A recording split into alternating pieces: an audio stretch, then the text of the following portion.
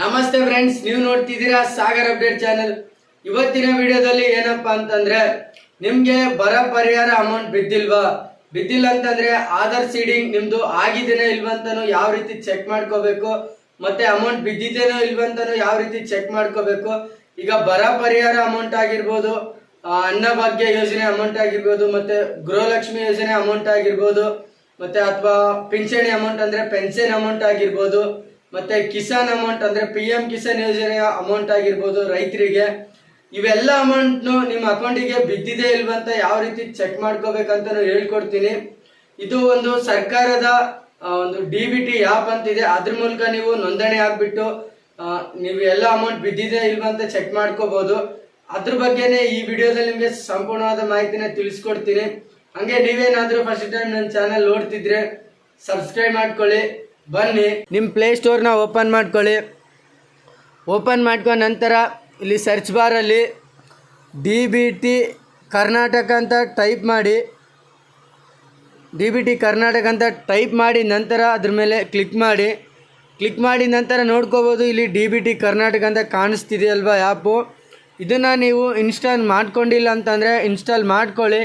Install ಮಾಡ್ಕೊಂಡು ನಂತರ open ಮೇಲೆ ಕ್ಲಿಕ್ ಮಾಡಿ ನಂತರ ನೋಡ್ಕೋಬೋದು. ಈಗ ಅಲ್ಲೋ ಅಂತ ಕೇಳುತ್ತೆ, ಅಲ್ಲೋನು ಕೊಡಿ 2 ಸತಿ. ನಂತರ ಇಲ್ಲಿ ಈ ರೀತಿ ಒಂದು ಹೋಮ್ ಪೇಜ್ ಓಪನ್ ಆಗುತ್ತೆ.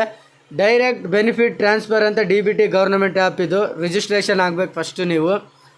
ಇಲ್ಲಿ ಎಂಟರ್ ಆಧಾರ್ ನಂಬರ್ ಅಂತ ಕಾಣಿಸ್ತಿದೆ ಅಲ್ವಾ. ಫಸ್ಟು ಇಲ್ಲಿ ನಿಮ್ಮ ಆಧಾರ್ ಕಾರ್ಡ್ ನಂಬರ್ನ ಕರೆಕ್ಟಾಗಿ ನೀವು ಎಂಟರ್ ಮಾಡಬೇಕು. ನಂತರ ಈ ಬಾಕ್ಸ್ ಮೇಲೆ ಕ್ಲಿಕ್ ಮಾಡಬೇಕು. ಆಧಾರ್ ನಂಬರ್ನ ನೀವು ಎಂಟರ್ ಮಾಡಿದ ನಂತರ ಇಲ್ಲಿ ನೋಡ್ಕೋಬೋದು, ಇಲ್ಲಿ ಬಾಕ್ಸ್ ಕಾಣಿಸ್ತಿದೆ ಅಲ್ವಾ ನಿಮಗೆ. ಇದ್ರ ಮೇಲೆ ಕ್ಲಿಕ್ ಮಾಡಿ ನಂತರ ನಿಮ್ಮ ಆಧಾರ್ ಕಾರ್ಡಲ್ಲಿ ಯಾವ ಮೊಬೈಲ್ ನಂಬರ್ ಲಿಂಕ್ ಇರುತ್ತೆ ಅದಕ್ಕೆ ಒಂದು OTP ಬರುತ್ತೆ. ಈಗ ಗೆಟ್ OTP ಅಂತ ಕಾಣಿಸ್ತಿದೆ ಅಲ್ವಾ, ಇದ್ರ ಮೇಲೆ ಕ್ಲಿಕ್ ಮಾಡಿ ನಂತರ ಪ್ಲೀಸ್ ವೇಟ್ ಅಂತ ಬಂದು ಇಲ್ಲಿ ವೆರಿಫೈ OTP ಅಂತ ಇಲ್ಲಿ ಕೇಳುತ್ತೆ. ಅಂದರೆ ನಿಮ್ಮ ಮೊಬೈಲ್ ನಂಬರ್ಗೆ ಯಾವ ಮೊಬೈಲ್ ನಂಬರು ಆಧಾರ್ ಕಾರ್ಡ್ಗೆ ಲಿಂಕ್ ಇರುತ್ತೆ ಆ ಆಧಾರ್ ಕಾರ್ಡ್ಗೆ ಒಂದು OTP ಬರುತ್ತೆ. ಆ OTPನ ಇಲ್ಲಿ ಎಂಟರ್ ಮಾಡಿದ ನಂತರ ಇಲ್ಲಿ ವೆರಿಫೈ OTP ಅಂತ ಕೇಳುತ್ತೆ. ನಂತರ ವೆರಿಫೈ ಮಾಡಿ ನಂತರ ಇಲ್ಲಿ ಎಂಟರ್ ಪಿನ್ ಅಂದರೆ ನೀವು ನಿಮ್ಮ ಪಿನ್ನ ಸೆಟ್ ಮಾಡ್ಕೋಬೇಕು. ಇಲ್ಲಿ ಇದ್ರ ಮೇಲೆ ಕ್ಲಿಕ್ ಮಾಡಿಕೊಂಡು ನೀವು ಯಾವ ಪಿನ್ನ ಸೆಟ್ ಮಾಡ್ಕೊಳ್ತೀರೋ ಅದು ನಿಮಗೆ ಬಿಟ್ಟಿದ್ದು.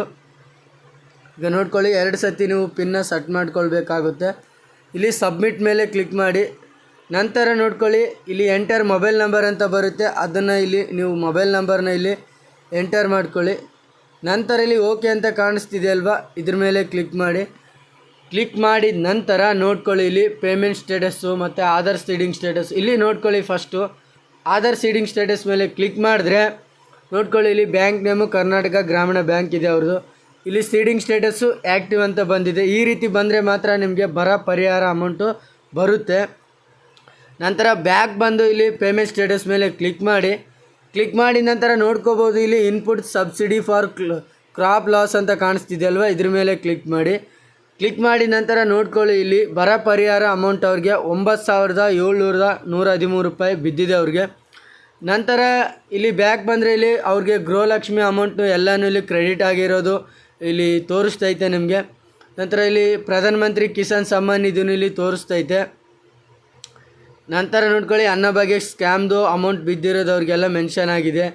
ಇಲ್ಲಿ ಪೆನ್ಷನ್ ಅಮೌಂಟ್ನು ಅವ್ರಿಗೆ ಬಿದ್ದಿರೋದಲ್ಲಿ ಮೆನ್ಷನ್ ಆಗಿದೆ. ನಂತರ ಇಲ್ಲಿ ಎಜುಕೇಷನ್ ಅಸಿಸ್ಟೆನ್ಸ್ ಎಲ್ಲ ಅಮೌಂಟು ಇಲ್ಲಿ ಅವ್ರಿಗೆ ಮೆನ್ಷನ್ ಆಗಿದೆ. ನಂತರ ಇಲ್ಲಿ ಬ್ಯಾಕ್ ಬಂದು ಈಗ ನಿಮ್ಮ ಪ್ರೊಫೈಲ್ನು ನೋಡ್ಕೋತೀರಾ ನೀವು ಅಂತಂದರೆ ಪ್ರೊಫೈಲ್ ಮೇಲೆ ಕ್ಲಿಕ್ ಮಾಡಿ. ಈಗ ಕಾಂಟ್ಯಾಕ್ಟ್ಸ್ ಮಾಡಿಬಿಟ್ಟು ಅವ್ರಿಗೆ ಕಾಲ್ ಮಾಡ್ತೀರಾ ಅಂತಂದರೂ ಅವ್ರ ನಂಬರ್ ಇಲ್ಲಿ ಶೋ ಆಗುತ್ತೆ.